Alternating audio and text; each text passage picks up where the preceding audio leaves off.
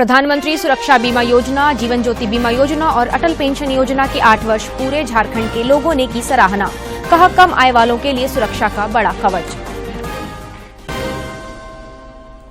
राज्य सरकार की पहल के बाद मणिपुर में फंसे 21 विद्यार्थी रांची वापस लौटे। छात्र मणिपुर के विभिन्न कॉलेजों में कर रहे हैं पढ़ाई। अन्य विद्यार्थियों को भी लाने की पहल जारी। संताल में सत्तारूढ़ घटक को झटका। कांग्रेस, झामुमो और राजद के कई नेताओं ने पार्टी छोड़ा, भाजपा में हुए शामिल। दीपक प्रकाश ने कहा, प्रधानमंत्री के नेतृत्व में लोगों को बढ़ा है विश्वास। और राज्य में अपराधियों के खिलाफ पुलिस को कई सफलता। जमशेदपुर में 8 लुटेरे गिरफ्तार। गढ़वा में 3 हेरोइन तस्कर पुलिस के हत्थे चढ़े।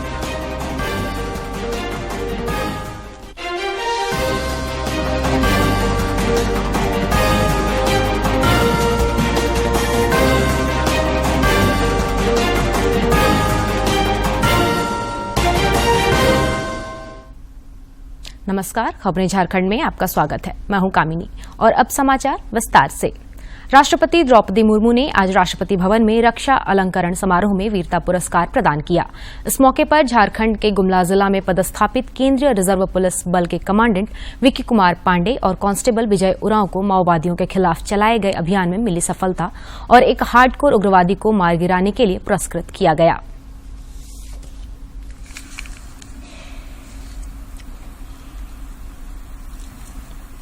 एक हथियारबंद माओवादी दस्ते की गतिविधियों के बारे में प्राप्त सूचना के आधार पर 15 जुलाई 2021 को झारखंड स्थित गुमला जिले के घने जंगलों में एक संयुक्त अभियान चलाया गया।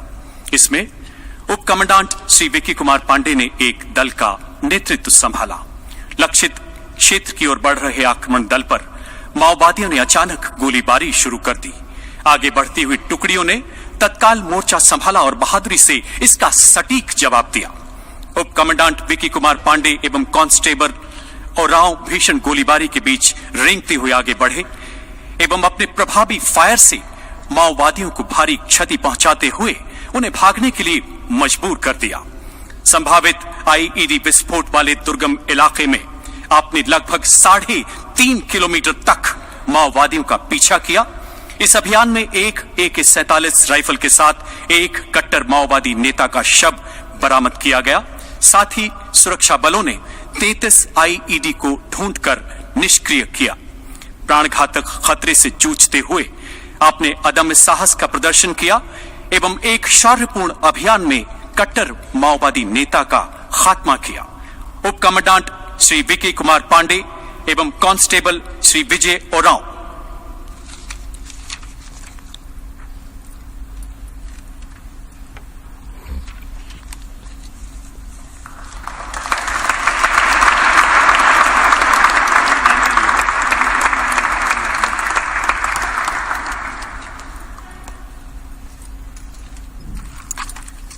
Shri Vijay Oraon constable GD।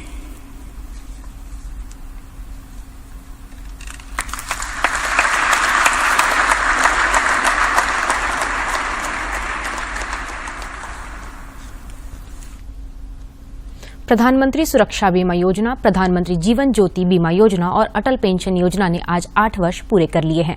ये योजनाएं लोगों को सस्ते बीमा कवच और सामाजिक सुरक्षा देने में महत्वपूर्ण भूमिका निभा रही है।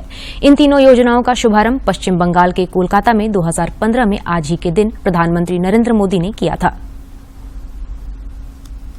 नागरिकों के कल्याण के लिए समर्पित केंद्र सरकार की 3 जन सुरक्षा योजनाओं, प्रधानमंत्री जीवन ज्योति बीमा योजना, प्रधानमंत्री सुरक्षा बीमा योजना और अटल पेंशन योजना को आज 8 साल पूरे हो गए हैं।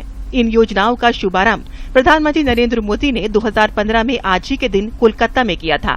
पिछले 8 सालों में करोड़ों देशवासी इन 3 योजनाओं से जुड़े हैं। ये योजनाएं अप्रत्याशित घटना और वित्तीय अनिश्चितताओं से मानव जीवन को सुरक्षित रखने में महत्वपूर्ण भूमिका निभा रही हैं। आज हम जब इन जन सुरक्षा योजनाओं की 8वीं वर्षगांठ मना रहे हैं, तो ऐसे में जानना जरूरी है कि आखिर क्या हैं इन योजनाओं की विशेषताएं और 8 साल में क्या रही इन योजनाओं की उपलब्धियां। सबसे पहले अगर बात करें प्रधानमंत्री जीवन ज्योति बीमा योजना की, तो बता दें कि प्रधानमंत्री जीवन ज्योति बीमा योजना एक जीवन बीमा योजना है जो किसी भी कारण से होने वाली मृत्यु को कवर करती है।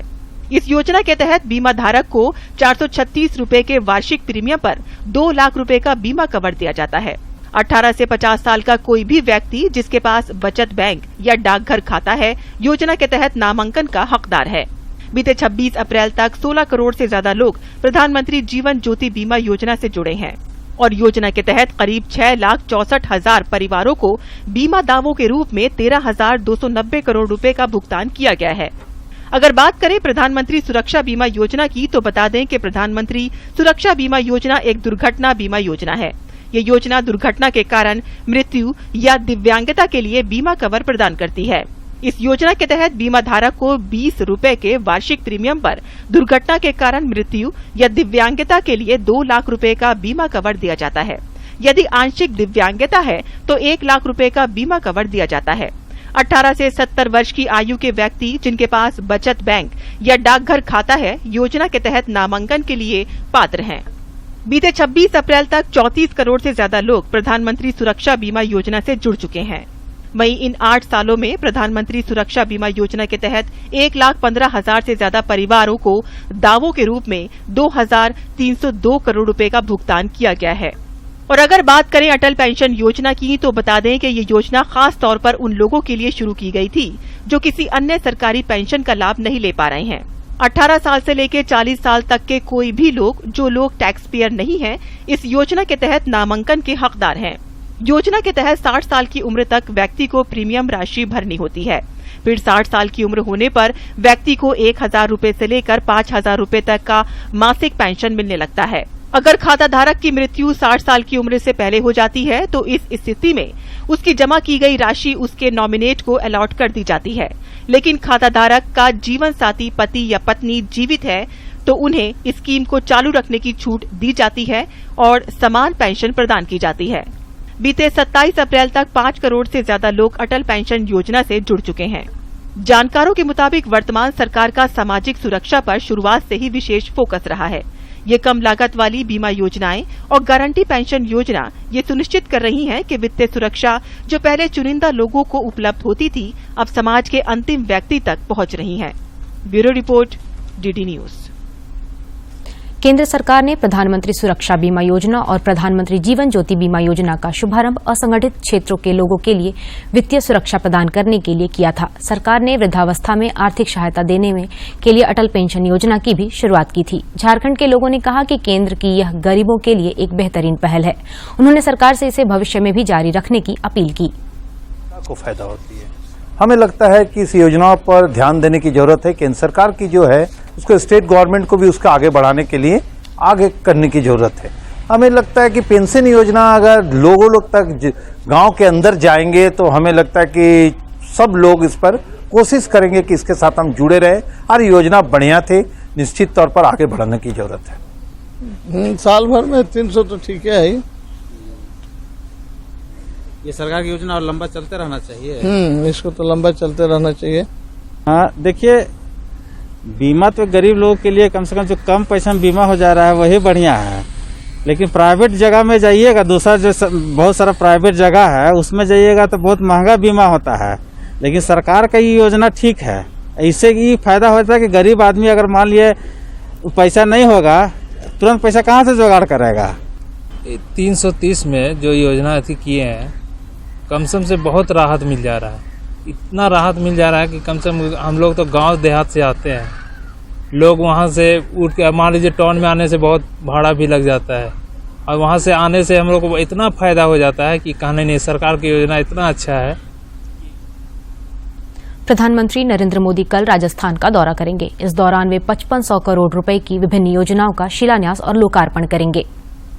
योजनाओं का उद्घाटन और शिलान्यास करेंगे। इन परियोजनाओं का मुख्य ध्यान क्षेत्र में अवसंरचना और परिवहन संपर्क को मजबूत करने पर होगा। सड़क और रेलवे क्षेत्र की परियोजनाओं से माल और सेवाओं की आवाजाही में सुविधा होगी, जिससे व्यापार और वाणिज्य को बढ़ावा मिलेगा तथा क्षेत्र के लोगों की सामाजिक आर्थिक स्थिति में सुधार होगा। प्रधानमंत्री राजसमंद और उदयपुर में 2 लेन वाली सड़क निर्माण परियोजनाओं की आधारशिला रखेंगे। लोगों को बेहतर सुविधाएं देने के लिए प्रधानमंत्री उदयपुर रेलवे स्टेशन के पुनर्विकास की आधारशिला रखेंगे। वे गेज परिवर्तन परियोजना और राजसमंद में नाथद्वारा से नाथद्वारा शहर तक एक नई लाइन के निर्माण की आधारशिला भी रखेंगे। इसके अलावा प्रधानमंत्री 3 राष्ट्रीय राजमार्ग परियोजनाओं का लोकार्पण करेंगे। प्रधानमंत्री ब्रह्म कुमारियों के शांतिवन परिसर का दौरा करेंगे। मणिपुर में स्थिति धीरे धीरे सामान्य हो रही है। राज्य में पिछले 24 घंटों में हिंसा की कोई खबर नहीं है। आज हिंसा प्रभावित इलाकों में कुछ घंटों के लिए कर्फ्यू में ढील भी दी गई।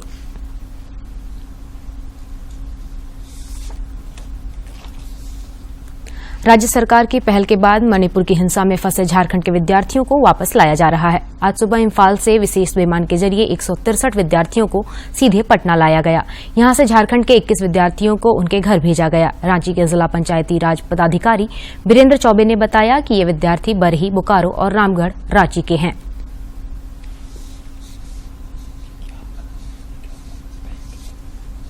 संताल परगना क्षेत्र के झामुमो, कांग्रेस और राजद के सैकड़ों नेताओं ने आज भाजपा की सदस्यता हासिल की।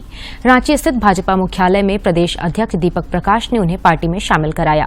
इस दौरान दीपक प्रकाश ने कहा कि राम और हनुमान को नकारने वालों को जनता नकार देगी। संताल परगना क्षेत्र के लगभग 250 लोगों ने आज भाजपा की सदस्यता ली। रांची स्थित पार्टी के प्रदेश मुख्यालय में प्रदेश अध्यक्ष दीपक प्रकाश ने उनका स्वागत किया। मौके पर प्रदेश अध्यक्ष ने कहा कि आज पार्टी में शामिल होने वाले पूर्व में कांग्रेस, झामुमो और राजद के कार्यकर्ता थे और विपक्षी दलों की कार्यशैली से विमुख होकर आज दुनिया के सबसे बड़े और लोकप्रिय दल में शामिल हो रहे हैं।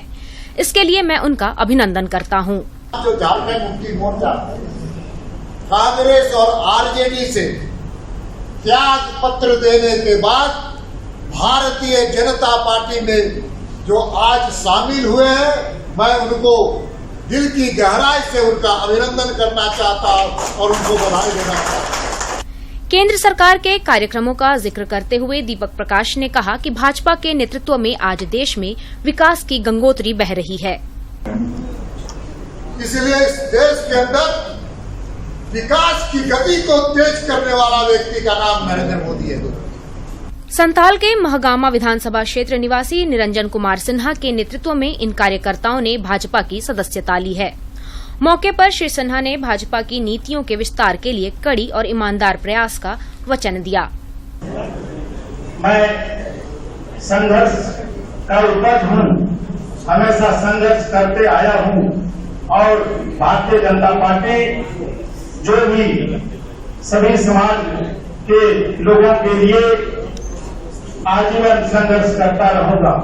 2024 के आम चुनाव से पहले सभी राजनीतिक दल अपने अपने संगठन को विस्तार देने और धारदार बनाने की जुगत में हैं। भाजपा में कार्यकर्ताओं का शामिल होना उसी की एक कड़ी है। उम्मीद की जानी चाहिए कि बड़ी संख्या में इन नए चेहरों के शामिल होने से संताल में भाजपा और मजबूत होगी। रांची से अवधेश गौतम की रिपोर्ट। रांची नगर निगम क्षेत्र के कई पूर्व पार्षदों ने आज सांसद संजय सेठ से मुलाकात की। पार्षदों ने राज्य में नगर निकाय चुनाव जल्द कराने के लिए पहल करने का आग्रह किया। इस दौरान संजय सेठ ने कहा कि निकाय चुनाव नहीं होने से जनता के काम प्रभावित हो रहे हैं। रांची नगर निगम क्षेत्र के कई पूर्व पार्षदों ने आज स्थानीय सांसद संजय सेठ से मुलाकात की। पार्षदों ने राज्य में नगर निकाय का चुनाव जल्द कराने के लिए अपने स्तर पर प्रयास करने का आग्रह किया। इधर मुलाकात के बाद सांसद संजय सेठ ने पत्रकारों को बताया कि तीसरी सरकार का गठन जल्द नहीं हुआ तो विकास के सभी कार्य रुक जाएंगे और आमजन को भारी परेशानी का सामना करना पड़ेगा। चुनाव नहीं कराओगे तो ये सिस्टम है, नॉर्म्स है, पैसा रुक जाएगा वित्त आयोग का, तब कहाँ से डेवलपमेंट होगा? कौन नुकसान हुआ? राज्य की जनता। कौन नुकसान हुआ? रांची की जनता। आप तो महलों में रह रहे हो, साफ सफाई सारा सब कुछ है। जो हम सब मोहल्ले में गंदगी में रह रहे उसको कौन देखेगा? सांसद ने आगे कहा कि राज्य सरकार की मंशा जल्द निकाय चुनाव कराने का नहीं है और सत्ताधारी दल को भय है कि इससे उनका जनाधार खिसक जाएगा। क्यों नहीं कराना चाहते? तो विकास नहीं चाहते। क्यों नहीं कराना चाहती? विकास में बाधा उत्पन्न करना चाहती। क्यों नहीं कराना चाहती? क्यों? क्योंकि ज्यादा पार्षद भाजपा के हैं और अभी चुनाव कराएंगे तो 100% भाजपा के ही चुन के आएंगे। तो डर है, कहीं न कहीं एक वोट बैंक खिसकने का डर है। इस दौरान पार्षदों ने बताया कि राज्य सरकार निगम क्षेत्र में अधिकारियों के माध्यम से फिलहाल विकास कार्य चलाना चाहती है, जो व्यावहारिक नहीं है। और शहर की सरकार यानी कि जो नगर निकाय है उसका कार्यकाल 27 तारीख को समाप्त हो गया है। अब राज्य सरकार आईएएस के माध्यम से चलाना चाह रही है नगर निकाय को। आईएएस भला नाली साफ करवाएगा कि मच्छर भगाएगा कि पानी देगा या लाइट ठीक करवा पाएगा। दरअसल पार्षदों का कार्यकाल समाप्त हो गया है और शीघ्र चुनाव नहीं होने की स्थिति में योजनाओं की राशि का आवंटन रुक जाने की उम्मीद है, जिससे विकास कार्य प्रभावित हो सकते हैं। रांची से अवधेश गौतम की रिपोर्ट। भाजपा विधायक दल के नेता बाबूलाल मरांडी ने आज एक बार फिर राज्य सरकार पर कई गंभीर आरोप लगाए। उन्होंने सरकार पर कोयला खदान मामले में कटाक्ष भी किया। श्री मरांडी ने आरोप लगाया कि पिछले साल भर से छात्रों को मिलने वाली साइकिल नहीं बांटी जा रही है। उन्होंने कहा कि 10 लाख से ज्यादा छात्र साइकिल मिलने के इंतजार में हैं, जबकि विभाग की ओर से अब तक इसका टेंडर भी नहीं हुआ है। राष्ट्रीय अनुसूचित जनजाति आयोग के सदस्य अनंत नायक ने आज पश्चिमी सिंहभूम जिले में जनजातीय मामलों की योजनाओं की समीक्षा बैठक की। बैठक में जिले के अंतर्गत विभिन्न विभागों के माध्यम से अनुसूचित जनजाति के कल्याणार्थ संचालित योजनाओं की प्रगति प्रतिवेदन की समीक्षा की गई। समीक्षा के बाद आयोग के सदस्य अनंत नायक ने बताया कि समीक्षा बैठक की प्रक्रिया के बाद इससे संबंधित सभी बिंदुओं को रिपोर्ट के माध्यम से आयोग को उपलब्ध कराया जाएगा। बैठक में उपायुक्त अनन्या मित्तल समेत वन प्रमंडल पदाधिकारियों के अतिरिक्त जिले के वरीय पदाधिकारी भी शामिल थे। ये ऑफिशियली सिस्टम है, हम जब रिव्यू करते हैं ना, ये जुडिशरी सिस्टम में हम जो देखें यहाँ पर जो प्रॉब्लम जिला एडमिनिस्ट्रेशन कर रहा है काम, फिर वो जो कुछ है वो भी सामने आया है, फिर हम इसको रिपोर्ट के माध्यम से फिर समझते हैं। साहिबगंज जिले के उधवा प्रखंड के कटहलबाड़ी में सांसद विजय हांसदा और विधायक अनंत ओझा ने संयुक्त रूप से विद्युत सब स्टेशन का लोकार्पण किया। इस मौके पर सांसद विजय हांसदा ने कहा कि विद्युत सब स्टेशन के निर्माण से उधवा प्रखंड के ग्रामीणों को 18 से 20 घंटे तक निर्बाध विद्युत का लाभ मिलेगा।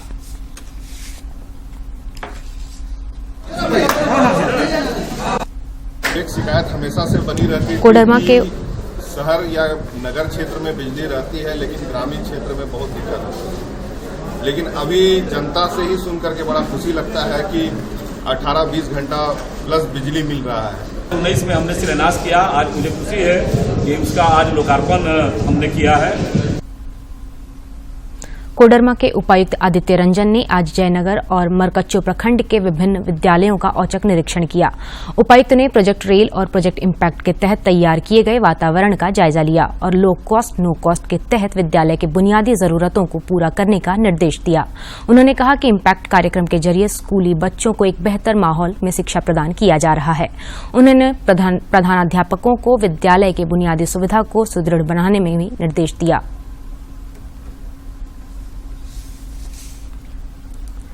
झारखंड में कोरोना मरीजों की संख्या में कमी आई है। बीते 24 घंटे में राज्य में 40 मरीज स्वस्थ हुए। पूर्वी सिंहभूम में 23 मरीज स्वस्थ हुए हैं। यहां सक्रिय मरीजों की संख्या सर्वाधिक 58 है।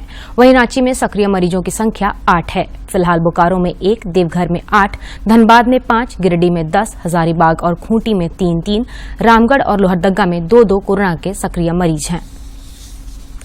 पूर्वी सिंहभूम पुलिस को अपराधियों के खिलाफ बड़ी सफलता मिली है। वरीय पुलिस अधीक्षक प्रभात कुमार ने बताया कि लूट और छिनतई की घटना में शामिल 8 अपराधियों को गिरफ्तार किया गया है। गिरफ्तार अपराधियों के पास से लूट की बाइक, मोबाइल समेत कई सामग्री बरामद हुई है।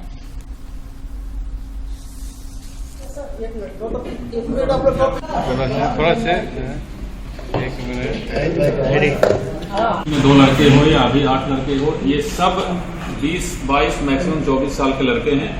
ये सब पढ़ाई लिखाई से इनका कोई रिश्ता नहीं है। ये सब नशा के आदी हैं और सिर्फ नशे के सामान को आपूर्ति के लिए छिनतई करते हैं और जो भी सामान छिनतई करते हैं उसको औने पौने दाम में इधर उधर बेच देते हैं।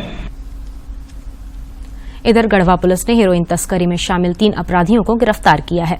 इनके पास से करीब 700 ग्राम हेरोइन बरामद हुआ है। पुलिस अधीक्षक अंजनी कुमार झा ने बताया कि जिला क्षेत्र में चोरी की गई 144 मोबाइल फोन को भी बरामद कर उसके वास्तविक मालिक को सुपुर्द किया गया है।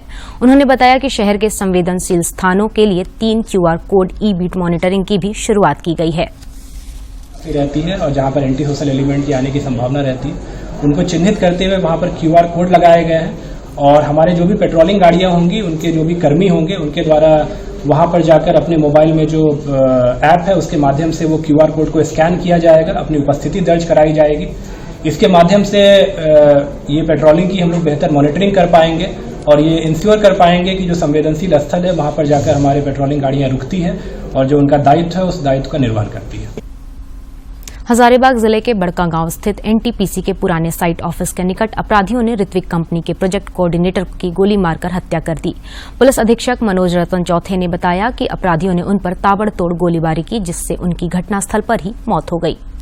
जो पदाधिकारी है शरद कुमार, उनको गोली लगने की सूचना थी और उनके साथ हमारा झारखंड पुलिस का हजारीबाग जिला से या वो एक बॉडीगार्ड था, उनको भी गोली लगने की सूचना थी।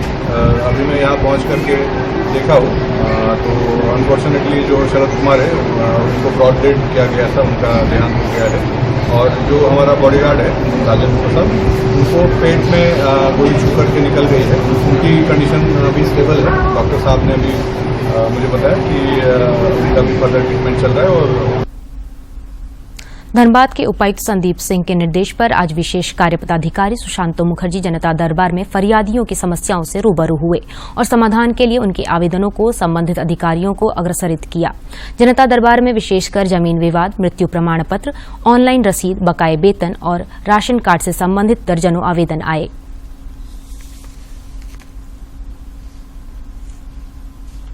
झारखंड राज्य खाद्य सुरक्षा योजना अंतर्गत ग्रीन राशन कार्डधारियों को नवंबर 2022 से अप्रैल 2023 तक के खाद्यान्न को महीनावार सभी जन वितरण प्रणाली दुकानों में उपलब्ध कराया जा रहा है।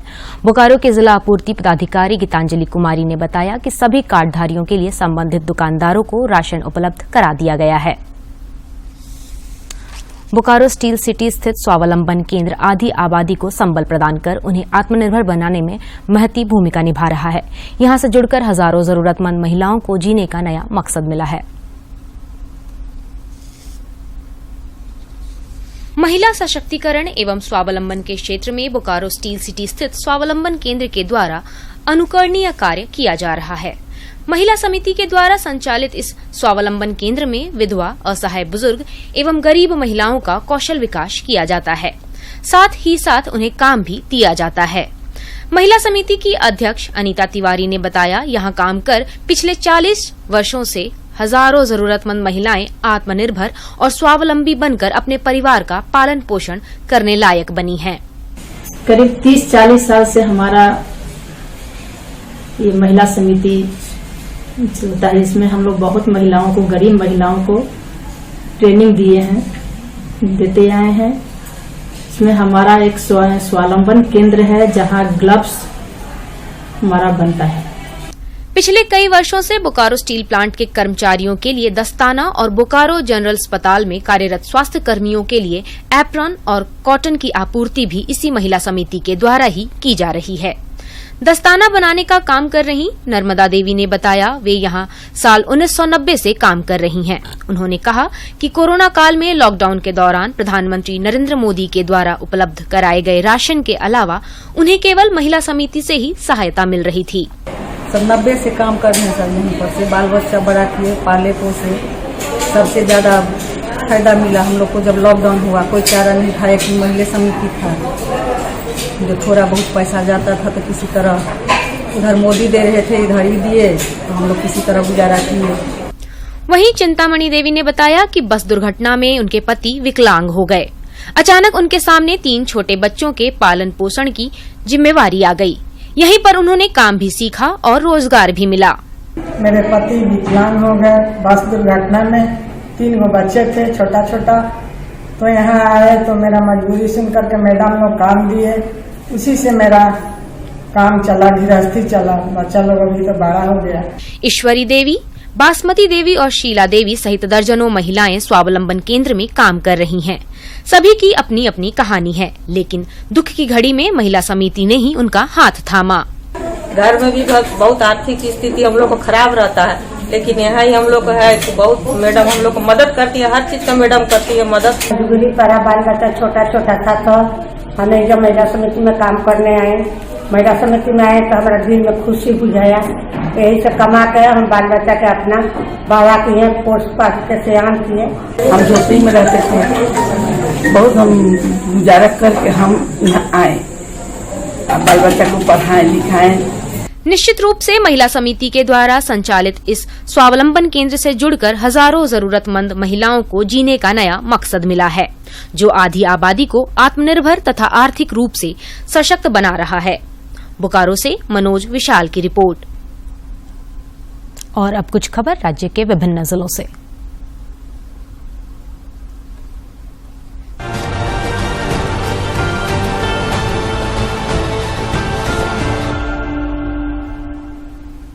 मुख्यमंत्री हेमंत सोरेन 22 मई को पूरे परिवार के साथ शादी समारोह में शामिल होने अपने ननिहाल चांडिल जाएंगे। इसको लेकर पूर्वी सिंहभूम के उपायुक्त अरवा राजकमल समेत अन्य पदाधिकारियों ने चांडिल प्रखंड के धाककीडी पहुंचकर तैयारियों का जायजा लिया। झारखंड में द केरला स्टोरी को टैक्स फ्री करने की मांग को लेकर सांसद संजय सेठ ने मुख्यमंत्री हेमंत सोरेन को पत्र लिखा है। मुख्यमंत्री को लिखे पत्र में सांसद ने कहा है कि यह सिर्फ फिल्म नहीं है, बल्कि एक मजबूत तथ्य है, जिस पर केरल उच्च न्यायालय, केरल की सरकार सहित कई संगठनों और संस्थाओं ने अपनी रिपोर्ट की है। रांची की पूर्व मेयर और भाजपा नेता आशा लकड़ा ने आज कोलकाता स्थित रविन्द्रनाथ टैगोर के आवास पर पहुंचकर उनकी प्रतिमा पर माल्यार्पण किया। हजारीबाग सांसद जयंत सिन्हा के प्रयास से रामगढ़ के बरकाकाना स्थित चैनगढ़ा में बोरिंग का काम पूरा कर लिया गया है। यहां जल्द ही जल मीनार का निर्माण किया जाएगा, जिससे जलपूर्ति की समस्या समाप्त होगी। अल्पसंख्यक मामलों के मंत्री हफीजुल हसन और विधायक इरफान अंसारी ने रांची के करबला चौक में हैदराबाद जायका बिरयानी रेस्टोरेंट का उद्घाटन किया। इस अवसर पर उन्होंने रेस्टोरेंट के मालिक को ढेर सारी शुभकामनाएं दी। पूर्वी सिंहभूम के सांसद विद्युत वरण महतो के प्रयास से रेल मंत्रालय ने कांड्रा नामकुम के बीच रेल मार्ग देने की स्वीकृति दे दी है। इस प्रोजेक्ट के लिए राशि भी स्वीकृत हो गई है।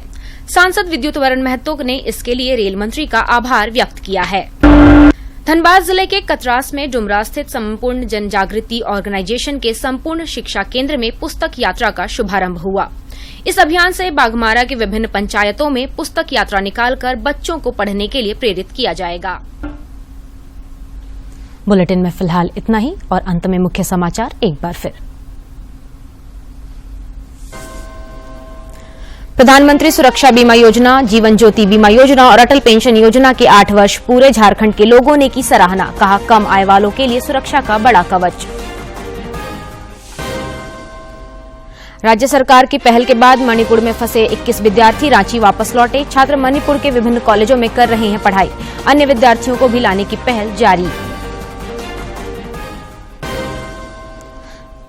संताल में सत्तारूढ़ घटक को झटका, कांग्रेस, झामुमो और राजद के कई नेताओं ने पार्टी छोड़ा, भाजपा में हुए शामिल। दीपक प्रकाश ने कहा, प्रधानमंत्री के नेतृत्व में लोगों का बढ़ा है विश्वास।